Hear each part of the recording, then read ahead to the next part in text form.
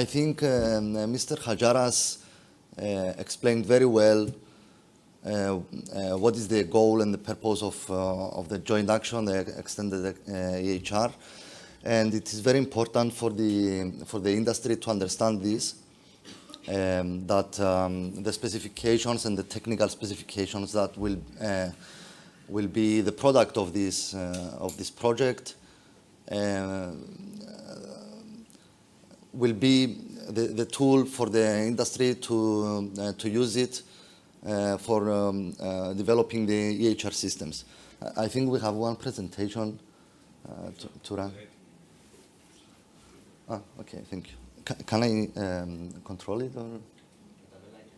Okay, super. So I will briefly comment on what Mr. Hajaras said. This joint action supports the Commission policy priority for a Europe fit for digital age by implementing the EU for Health program's general objective of strengthening health systems.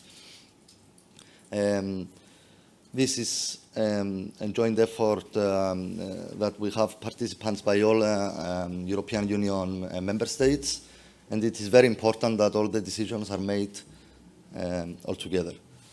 I tried to collect some of the objectives, that most important ones, and one of it is to create this format, the EHR XF, European EHR XF, to be used by all EHR systems. This is a very ambitious goal, but since we achieve this goal, we will have a uniform exchange and data exchange between all the member states, and on some point maybe we will have the chance to exchange it all over the world. This is the next step.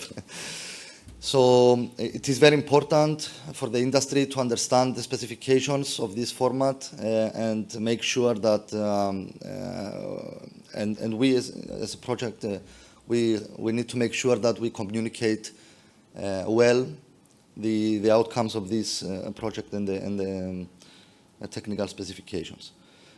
Now, what we will do is not only to specify the specifications, but also to make the implementation guides, which is something that the vendors and the industry can directly get it from us and have this tool ready for implementations. So it is very important to have the implementation guides that will explain a little bit later what this will contain. And of course, this is based on the regulation. We are not doing something more than that. We, as a project, are going to support the regulation by defining these technical specifications and the implementation guides. And of course, one of the biggest big aims of this project is to engage the stakeholders and gather the feedback. We want to have this channel of communication, and the 2025, the whole year, is dedicated to this, targeted stakeholders, consultations, and the work package leaders will be there to explain in a series of workshops to explain the work that they did and how all these specs are done. And the stakeholders will have the chance to review the deliverables and provide feedback. And then another circle of assessment will be done by the project. And of course, all the feedback will be taken into account informing the deliverables. A simple picture, in a way, to explain what this format is. Again, as Mr. Hajaras explained, we have these 5 priority categories that are defined in the regulation.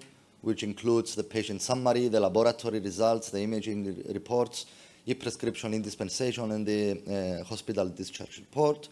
All these together will form the format together with other technical aspects, and this format will be used for the exchange of medical data within the member states. This is a short description of what is the aim. Now, what we are doing, we start with the information models that we have the common models and specific models. Common models include, for example, the patient, the practitioner, the organization. These models can be used in any of the models in several cases. The patient can be referenced by one other model. For example, when we have laboratory results, then we need to refer to the patient. We also need to refer to the practitioner who made it, to the organization who extracted the results, and these common models are used everywhere, in a way. Or another example is the address. So we have the address of the patient, the address of the organization, the address of the practitioner. So it's one common model that can appear in several places. And then we have the specific models that contain the header, which usually, most of the times, it contains the subject, the author, and some metadata. And then we have the body, which will have the results, the test results, and some supporting information and other. So this is what we start with. We create the models. And then the next step is to create the implementation guides, which will complement the models by defining the coding systems, the value sets, the profiles. Okay, here I say FHIR profiles, but it can be also other profiles. And all together, all this information together will make the implementation guides, together with some text explaining how these models work and how they are linked together. And then the next step is to have this format. So having the implementation guides, and then we have the format that combines everything all together to be used. That's all from my side. I didn't want to make it too long. So I will give the floor to our work package leaders, work package 8 leaders that will explain to you the requirements for different types of EHR systems that it's very important for the industry to understand, and regarding the conformity assessment, because on some point the EHR systems must comply with these specifications, and there will be conformity assessment that will be designed, that we will have to have. So I will call Juha and Haris later to continue. Thank you very much.